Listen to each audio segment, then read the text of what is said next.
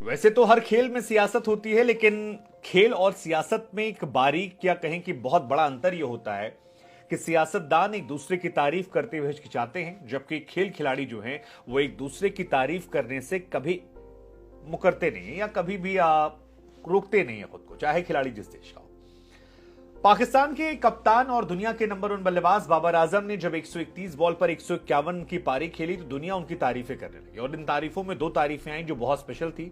एक तारीफ आई रविचंद्रन अश्विन की तरफ से, जिन्होंने नेपाल को मैच की शुरुआत में कहा था जब 20 ओवर हुए थे कि आपने कमाल की शुरुआत की है, यह मैच आपका हो सकता है अगर आप बाबर आजम पर काबू कर लेते हैं। और अश्विन की कही बात बिल्कुल सटीक निकली, बाबर नहीं नेपाल रोक पाया और नेपाल ये मैच हार गया। ठीक है, नेपाल का अपना एक्सपीरियंस था, लेकिन बाबर की तारीफ फिर अश्विन ने कर दी। लेकिन दूसरी तारीफ जो है उससे बाबर आजम जो है एकदम गदगद हो गए हैं, और वो तारीफ आई है one of the greatest all time ODI या कहें इंटरनेशनल क्रिकेट में विराट कोहली साहब की। विराट कोहली ने बाबर आजम को लेकर जब स्टेटमेंट दिया तो बाबर आजम का रिएक्शन आया, कहा कि यार बहुत खुशी होती है। बाबर एक्चुअली ब्लश कर रहे थे, उन्होंने कहा यार बहुत खुशी होती है जब आपको इतने बड़े बड़े लेजेंड जिनसे आपने इतना कुछ सीखा है वो आपकी तारीफ में कसीदे पढ़ते हैं, और ये आपको इंस्पायर करता है और ज्यादा अच्छा करने के लिए, ये इंस्पायर करता है और ज्यादा अपने अंदर की काबिलियत को निखारने के लिए। और फिर इन दोनों की तरफ से वो चर्चा का जिक्र किया गया जब बाबर और विराट पहली बार मिले। हम आपको बता दें हाल फिलहाल में बाबर को लेकर विराट का एक और इंटरव्यू आया था, जिसमें विराट कोहली ने कहा था कि 2019 वर्ल्ड कप में पहली बार उनकी मुलाकात बाबर आजम से हुई थी। विराट बताते हैं कि इमाद वसीम, जिनके साथ वो अंडर 19 में खेल चुके थे, वो उन्हें पहले से जानते थे और उनके पास आए और कहा कि एक लड़का है हमारी टीम में, बहुत शानदार प्लेयर है और वो आपसे मुलाकात कर जाता। बाबर आजम उसका नाम है।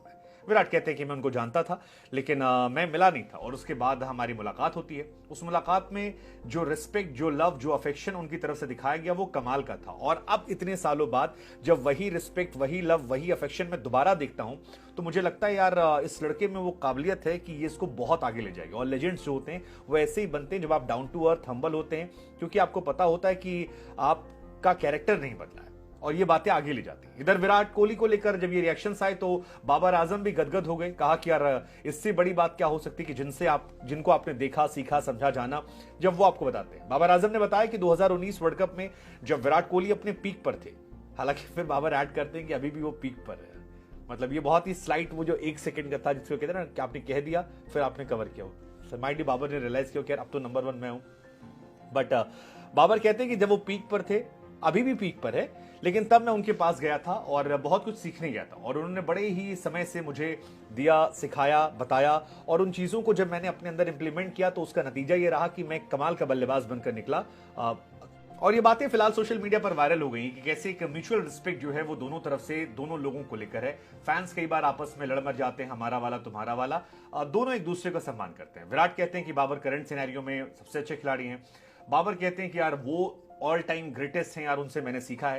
And I think that's how people should talk, on fact और वो रिस्पेक्ट बेस पे। हालांकि ये भी सच है कि बाबर आजम को अभी विराट कोहली बनने में काफी समय है, क्योंकि विराट अगर आज रिटायरमेंट ले लेते हैं तो दुनिया के ऑल टाइम ग्रेटेस्ट में, लेकिन अगर बाबर आज रिटायर होते हैं तो शायद वो ऑल टाइम ग्रेटेस्ट में नहीं होंगे, मतलब उनसे अच्छी परफॉर्मेंस और लोगों की होगी अभी के हिसाब से। लेकिन बाबर अगर 5 साल और खेल जाते हैं तो ऑब्वियस सी बात है कि वो विराट कोहली के समकक्ष या उनसे ज्यादा भी शायद अगर अच्छी परफॉर्मेंस रही तो निकल सकते हैं, या इर्द गिर्द या पाकिस्तान के ऑल टाइम ग्रेटेस्ट जरूर बन सकते हैं। वैसे बाबर इस तरफ कदम बढ़ा रहे हैं और उसकी वजह है बीते मैच में जो रिकॉर्ड्स बने हैं। बाबर आजम की टीम ने 238 रन से मैच जीता। पाकिस्तान ने अकेले बाबर आजम ने 47 रन से नेपाल को हराया, और इस मैच में 14 रिकॉर्ड बने, जिसमें 7 रिकॉर्ड तो बाबर आजम के थे, जिसमें एक बड़ा रिकॉर्ड था सबसे फास्टेस्ट इस मैच में आपका 19 शतक लगना। मतलब बाबर आजम ने 102 पारियों में 19 शतक मारा है, जबकि विराट कोहली को करने में 124 पारियों का इंतजार करना पड़ा था। हालांकि विराट की शुरुआत स्लो थी, लेकिन बाद में विराट ने बहुत तेज कन्वर्ट किया है, वो उनका पीक टाइम था। और हाशिम अमला ने 104 पारी में किया, तो हाशिम का रिकॉर्ड जो है वो बीते मैच में बाबर आजम की तरफ से तोड़ा गया।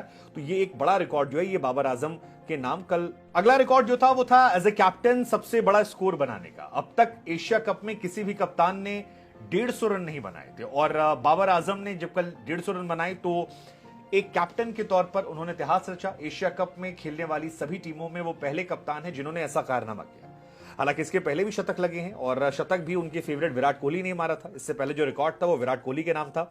2014 में बांग्लादेश में विराट कोहली जब एज ए कैप्टन गए थे तो फिर उन्होंने 136 रन की शानदार पारी की थी बांग्लादेश के खिलाफ एशिया कप में, तो वो एक रिकॉर्ड था। उससे पहले ये रिकॉर्ड दादा के नाम था, उन्होंने भी बांग्लादेश के खिलाफ 135 रन की पारी खेली थी, तो ये भी अपने आप में एक बड़ा रिकॉर्ड बना। इसके अलावा एशिया कप में जितने भी आज तक के पाकिस्तान के बैट्समैन हैं उनमें सबसे बड़ा रिकॉर्ड जो है वो बाबर आजम के नाम रहा। बाबर आजम ने ये रिकॉर्ड बनाया 151 बनाकर। इससे पहले यूनिस खान के नाम ये रिकॉर्ड था। हांगकांग के खिलाफ उन्होंने 2004 में 144 रन की पारी खेली थी, उसका रिकॉर्ड जो है बाबर ने तोड़ दिया। एशिया कप में घरेलू मैदान पर सबसे बड़ा स्कोर जो है वही बाबर आजम का रहा। बाबर ने मुल्तान स्टेडियम में 151 बनाए और ये घरेलू मैदान पर सबसे बड़ा स्कोर है। बाबर ने श्रीलंका में अर्जुन राणातुंगा का रिकॉर्ड तोड़ा। 1997 में उन्होंने 131 रन बनाए थे, जो उस टाइम का हाईएस्ट था। इस टाइम इनका हाईएस्ट, उसके पहले दो हाईएस्ट जो थे दोनों श्रीलंका के थे।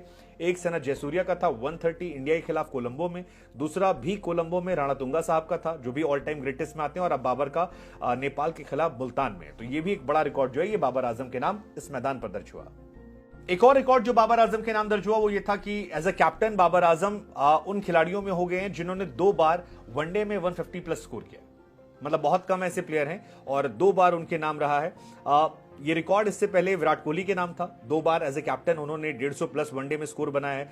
सो विराट तो हर चीज में ऑल टाइम ग्रेटेस्ट में, बाबर आजम के नाम ये रिकॉर्ड हो चुका है। और उसके अलावा 2 और खिलाड़ी जिन्होंने ऐसा स्कोर काम किया है। एक है एंड्रू स्टॉस, वो भी वन ऑफ द ग्रेटेस्ट में आते हैं, इंग्लैंड के आते थे, शानदार प्लेयर थे। और दूसरा एरॉन फिंच जिन्होंने हाल फिलहाल में संन्यास लिया है, तो वो भी उनके नाम एक था। इसके अलावा पाकिस्तान की तरफ से सबसे ज्यादा बार 150 प्लस बनाने के रिकॉर्ड में बाबर आजम का नाम जो है सेकंड नंबर पर आ गया। उनके आगे आते हैं फकर जमान जिन्होंने 3 बार ये रिकॉर्ड किया है। हालांकि फकर जमान थोड़े से मेरा मानना है कि अनलकी थे जब क्विंटन डिकॉक ने उन्हें आउट किया था, जब ऐसे दिखा के ऐसे मार दिया था, उसको लेकर काफी चर्चा होती है। मुझे लग रहा था उस मैच में 200 डिजर्व करते थे, लेकिन क्विंटन डिकॉक ने बड़ी होशियारी से उसको लेकर भी अलग चर्चा हो जाए क्रिकेटिंग स्पिरिट को लेकर, लेकिन ठीक है। बाबर आजम ने 2 बार किया है और 1 बार इमाम जो है उन्होंने किया। तो ये तमाम रिकॉर्ड बाबर के नाम रहे हैं और इस वजह से म्यूचुअल रिस्पेक्ट है। हमारा सवाल फिर आपसे कि ये जो म्यूचुअल रिस्पेक्ट है इसकी क्या वजह आपको लगती है? क्योंकि आप देखते होंगे, आप रिजवान हो, बाबर हो, रोहित हो, विराट हो, अश्विन हो, इनके बीच में वो इंटेंसिटी नहीं जो आज से 10 साल पहले खिलाड़ियों